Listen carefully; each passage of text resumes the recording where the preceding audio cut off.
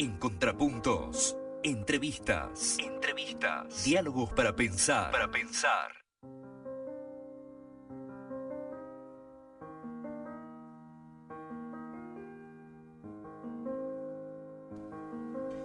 Contrapuntos, un programa de radio políticamente incorrecto, y como te decía, nuestro primer entrevistado de hoy tiene que ver con una fecha más que interesante para pensar aquellos que estudiamos lo que es la historia de los trabajadores como el cordobazo. Y por eso estamos comunicados con Juan Carlos Sena. Juan Carlos, ¿cómo te va? Buenas tardes. Hola, buenas tardes, ¿qué tal? ¿Cómo anda, Andrés? Bien, bien, bien. Sí, ¿Estás mejor? Me decía así por fuera del micrófono que te habías operado. sí, pero ya está, ya me barrenaron ahí, viste, te sacaron el lastre. Ujú. Pero estoy bien, estoy bien. Bueno, Estoy bien. bueno, mejor así. Juan Carlos, Sí, me decías por email que se va a reeditar el Cordobazo, una rebelión popular. el cordobazo, Sí, sí. Bueno, es una mitad de una frase porque era muy larga, que de una definición del gringo Tosco, que fue uno de los referentes más importantes de esa gesta, ¿no? Que es una que yo que yo siempre discuto y polemizo cuando hablo de la gesta, cuando digo que es parte del proceso de la lucha de la clase trabajadora, porque algunos lo quieren desvirtuar muy subliminalmente y no tanto, diciendo que fue una cuestión espontánea.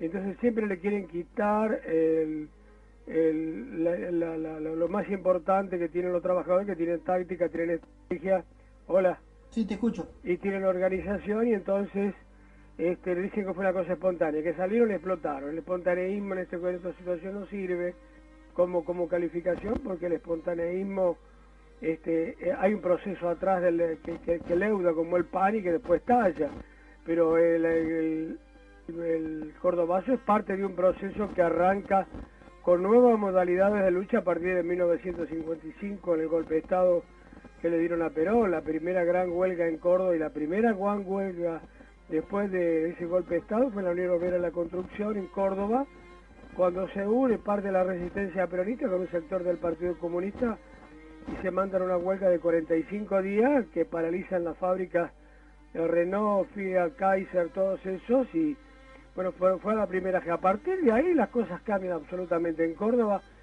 y en el 1958 se da de nuevo la Unión Obrera Estudiantil, que se había dado en la reforma universitaria en 1917 contra la lucha de la laica y la libre que quería imponer enseñanza religiosa fronteriza. A partir de ahí hay un proceso interno en la ciudad de Córdoba donde la instalación de las grandes fábricas trae nuevos fenómenos sociales. Uno de ellos es la gran cantidad de estudiantes que trabajaban, que eran aproximadamente 11.000, y había una gran cantidad de estudiantes de trabajadores que estudiaban. En ese entrecruzamiento hay una nueva transculturación y un nuevo enriquecimiento en todo esto. Las grandes fábricas precisaban tecnología de punta y fueron abastecidas por la fábrica militar de aviones y por los talleres de Córdoba del ferrocarril, porque no había otra industria en Córdoba. Y todo ese proceso, esa masa, ¿no? Bueno, va tomando un fenómeno, lo podemos calificar como de calidad. Los trabajadores que hicieron el cordobazo, que realizaron esa gesta, los trabajadores mejor pagos del país. Acá no se peleó por el aumento, se peleó por la dignidad, el avasallamiento, que fue es decir, volvía el oscurantismo de Córdoba a Córdoba, que había sido derrotado en 1917 con la reforma universitaria. Volvían los mismos personajes, volvía esa iglesia atrasada. No debemos olvidar que Córdoba fue la única ciudad que tuvo tribunales de la Santa Inquisición en la época de la conquista, la cuestión de la cuestión. Y cuando se dio el golpe a Perón, las iglesias salieron los chicos gritando Cristo vence, como si Cristo estuviera peleando con Perón. Es decir, volvía lo mismo para ese periodo, se quitaban las quitas zonales, se terminaba el sábado inglés, que viene del año 33, no venía de ahora, Perón. Se quitaban una serie de conquistas, aumentaban los impuestos, y ahí empieza una organización popular. Una tiene que ver con los estudiantes, que hay una unión muy profunda con los trabajadores. El gringo Tosco juega un papel muy importante porque va y da charlas en las universidades, aceptados por todos los estudiantes, Y después está la organización de los centros vecinales, donde más o menos habían 142 centros vecinales que se organizan también contra el aumento de impuestos y se producen grandes reuniones entre los estudiantes, trabajadores y centros vecinales. Entonces, pues, por eso el Cordobazo es una rebelión popular. Una rebelión popular donde no aparecen las banderas partidarias. Y después hay un proceso de unidad muy importante donde más de un compañero se tiene que comer un sapo por hacer la unidad con el otro, por ejemplo como en el Pidio Torres, tenías que comerte un sapo con orégano para hacer la unidad con ese tipo, que era el bandor cordobés, y el gringo se lo tragó al sapo y bueno, hizo la unidad porque era necesario que los compañeros del ESMAT y las grandes fábricas estuvieran en la calle, y después bueno, tuvieron ese protagonismo y estuvieron organizando cómo tomaban los puentes, cómo impedían que la cana entrara al centro porque estaba el río Suquía que la rodeaba, en fin. Fue una cuestión preparada, discutida, quién entraba por una zona, quién entraba por la otra, eso yo me acuerdo porque nosotros éramos ferroviarios, nosotros estábamos militarizados en esa época. Y del ferrocarril partieron 3 columnas, una de Alta Córdoba, otra de Barrio Talleres y otra del extremo de Alta Córdoba, donde estaban las grandes depósitos. Entonces todo eso se planificó, quién iba adelante, quién iba atrás, cómo entraba. Lo que no se planificó fue el estallido. El estallido cuando lo matan a Mena. Es cuando lo matan a Mena y la gente. En esa época no había telefonito, no había nada, pero había un circuito de comunicación que se habían prestado los estudiantes con sus motonetas, recorrían la periferia y iban pasando las noticias, y había un centro de información que lo tenía el negro Atilio López. Entonces cuando me hablan de espontaneísmo, vos empezás a hablar de todas estas cosas de cómo se planificaron las cosas, la entrada y la salida para no quedar en una ratonera, cómo se clausuró la entrada del ejército en la avenida Colón, porque tenían que pasar por el medio del barrio los estudiantes del barrio Clínica. Es decir, fue una bronca popular, una cuestión, no hubo saqueo, lo único saqueo como fue la confitería oriental, donde iban a comer la oligarquía. Se afanaron todo lo que estaba dentro de la confitería oriental y se la comieron en la Plaza Colón. El incendio de la Citroën tiene que ver porque era del gobernador, porque había otras empresas de automotor mucho más ricas y más importantes que esas, pero son cuestiones simbólicas, es decir, es como el 17 de octubre, rompen cosas que ya no representan más a los trabajadores, son símbolos que se destruyen, eso lo dicen todos los sociólogos. Juan Carlos, ¿Ah? Sí, digamos, contame quién fue Tosco y qué papel tuvo en todo esto. El gringo Tosco fue un obrero que viene de Molde, viene del campo cordobés, del sur de Córdoba, donde siempre fue muy afecto a la lectura desde niño, vivió muy pobremente, sus padres eran obreros rurales, albañiles, y el gringo viene a estudiar a la ciudad de Córdoba, en las escuelas industriales, que antes se llamaban escuelas de arte y oficio, y el gringo ahí tiene una avidez por la lectura impresionante, y entra a trabajar a Lucifuerza, es muy joven, es protagonista ya de las luchas del sindicato de Luz y Fuerza, va ascendiendo como delegado, después elegido secretario general muy joven, fue un autodidacta, un hombre que vivió como pensó, cuidó el sindicato, fue ahora lo que llaman clasista, bueno, él no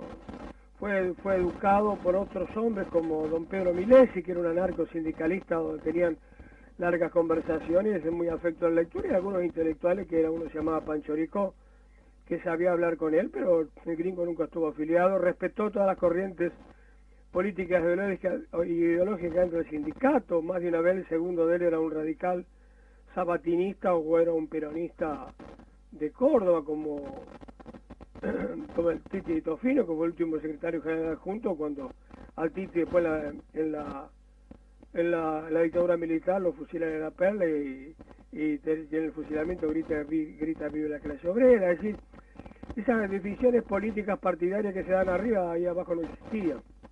Ahí había de todas las corrientes políticas e ideológicas que estaban, bueno, y ahora sale la nueva reedición de nuestro libro El Cordobazo, donde yo lo único que hago de ese libro es compilar y visitar a los compañeros porque los conocí, y salen dando testimonio todos los compañeros que estuvieron en la cocina del Cordobazo, ¿no? Que los conocí, los grabé, muchos ya murieron, pero son documentos impresionantes porque ellos te cuentan la vida, te la cuentan desde abajo, desde los socavones te la cuentan, ¿viste? ¿Vos lo están contando haciendo una abstracción que vino fulano y nos guió de la mano. ¿Lo conociste a Tosco vos? Lo conocí, no fui amigo de él, porque a mí se me daba esa circunstancia. Nosotros teníamos otro problema, nosotros estábamos militarizados, pero yo lo conocí antes porque a veces íbamos al sindicato así, dice llanamente, a manguear, ¿no? En el sindicato nos mangueamos, nosotros éramos una agrupación muy fuerte, ferroviaria, pero nos tenían tabicados. Y después, en la época de Onganía, nosotros militarizaron y nos dieron grado. Yo, de muy joven, tuve la CGT de Córdoba como representante del gremio ferroviario, con otro compañero que se llamaba Marcelo Repesa, y ahí lo conozco al gringo. Ahí lo conozco al gringo, y bueno, eran las reuniones que duraban hasta las 2, las 3 de la mañana. Era CGT, grandes debates, todas las corrientes peronistas, estaba la corriente, y estaban los compañeros del Partido Comunista, anarquistas, estaba de todo. Era una olla, presión, y bueno, uno aprendía escuchándolo a él, estando con ellos, y de vez en cuando te entrecruzaba con él, pues se tomaba mate, y preguntándole por qué trabajaba, por qué no tenía licencia gremial, y te da explicación. Yo voy todos los días porque los compañeros a mí me liman mis aristas, me arreglan la cabeza, y estoy en permanentemente contacto con ellos. Es la única manera de no burocratizarme. Siempre vivió igual, siempre, cuando me dice que anda el mameluco, que anda puesto con el jardinero, no, lo que pasa es que el gringo salía del taller y se iba así nomás hasta el sindicato. Sí, cuando vino a discutir con Rucci, el Barba González y otros compañeros le compraron un saco, no tenía ni un saco tenía. Y cuando vinieron los compañeros trajeron el saco, ¿y de dónde sacaron la guita? Preguntó, no va a ser el sindicato que los mato. No, esta guita la juntamos entre nosotros. Bueno, no me gusta, y no se lo llevó, el saco llevó otro. Todo raído. Juan Carlos, ¿qué enseñanzas para vos nos deja Agustín? ¿Cómo? ¿Qué enseñanzas para vos nos deja Agustín Tosco para pensar el movimiento obrero hoy? Mira, yo creo que siempre levanto lo mismo, ¿no? El gringo siempre repetía lo mismo en conversaciones formales, informales y cotidianas. Yo también la tomo a esa, que es la unidad de la acción. Mientras la clase obrera no esté unida, vamos a derrotar así. Por eso hay que preguntarse por qué estamos derrotados, ¿no? ¿Por qué nos derrotaron? Hay que asumir que nos derrotaron, porque el Navarrazo de Córdoba, casi las grandes fábricas, los grandes sindicatos, estaba Citrán, René Salamanca, Tosco, estaba todo el mundo. Vino un comisario y los corrió. Eso sí, el movimiento obrero estaba total y absolutamente dividido, y eso que el gringo sabía que se venía la maroma, salió a militar la unidad con el negro Atilio López y el flaco Canetti, y nadie le dio bolilla. Y los partidos políticos de vanguardia, las vanguardias proletarias, querían la unidad en sí, y en tanto y en cuando pasara por el ombligo de ellos. Yo creo que acá todavía estamos ausentes de una autocrítica de muchas cosas, ¿no? Acá la autocrítica está ausente, como está ausente la unidad. Tenemos que bregar por la unidad y ser respetuosos de las ideas del otro, y que defendamos los mismos intereses, pero yo no puedo... acá se confunde lo que es ser un militante de un partido político con un militante sindical. El militante sindical tiene dentro de su sindicato compañeros de todos los credos, de todas las ideologías, de todas las maneras de pensar, y los une su lucha, los une el salario, los une la lucha contra la explotación. Pero no podemos andar levantando el ombligo si yo soy más clasista que el otro. Eso me parece que es una canallada, y le da pasto al poder, le da pasto al poder. Ellos se ríen tan contentos cuando pasa eso, cuando los de abajo se pelean, tan contentísimos ellos, cuando nosotros nos peleamos por estas estupideces. Esas cosas nosotros también las pasamos en el ferrocarril, en las huelgas 91, 92 contra Menem. Venían todas las izquierdas y las vanguardias proletarias a dirimir sus internas, las izquierdas se dividían al comité de huelga. Bueno, eso es espantoso lo que pasó, pero ninguno se hace la autocrítica todavía. No pasa nada. No pasa nada. Yo creo que son funcionales al poder también. Juan Carlos, en la oposición son funcionales al poder. Bueno, Juan Carlos, se nos acabó el tiempo. O sea que ya se está por reeditar, o se reeditó, el Cordobazo, una rebelión popular. Sale dentro de poquito. Estoy esperando 2 testimonios, porque me faltaban 2 testimonios que ya están, que lo están desgrabando, porque el día con la primera edición no los habíamos encontrado, y los volvimos a encontrar los compañeros, y gustoso, bueno, han prestado su colaboración, y bueno, y sus archivos. Cada uno siempre tenemos algún archivito particular. Así que apenas salga yo te aviso. Bueno, los esperamos por aquí entonces, a esos libros. Bueno. Gracias, Juan Carlos, no, gracias y hasta la próxima. Chao. Juan Carlos Sena, ¿no? Historiador, investigador ferroviario, quizás, como él dice, le falta poquito para la nueva reedición del Cordobazo, una rebelión popular. Para pensar también qué pasó allá un 29 de mayo de 1900. Contrapunto es un programa de radio políticamente incorrecto y como te decía, nuestro primer entrevistado de hoy tiene que ver con una fecha más que interesante para pensar aquellos que estudiamos lo que es la historia de los trabajadores como el Cordobazo. Y por eso estamos comunicados con Juan Carlos Sena. Juan Carlos, ¿cómo te va? Buenas tardes. Hola, buenas tardes, ¿qué tal? ¿Cómo andás, Andrés? Bien, bien, bien. Sí, ¿Estás mejor?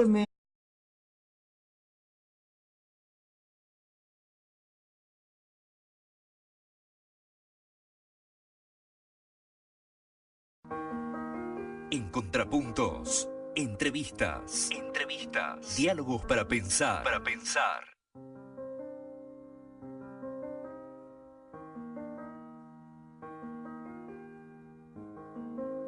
porque era muy larga, que de una definición del gringo Tosco, que fue uno de los referentes más importantes de esa gesta, ¿no? Que es una que yo siempre discuto y polemizo cuando hablo de la gesta, cuando digo que es parte del proceso de la lucha de la clase trabajadora, porque algunos lo quieren desvirtuar muy subliminalmente y no tanto, diciendo que fue una cuestión espontánea. Me decía así por fuera del micrófono que te habías operado.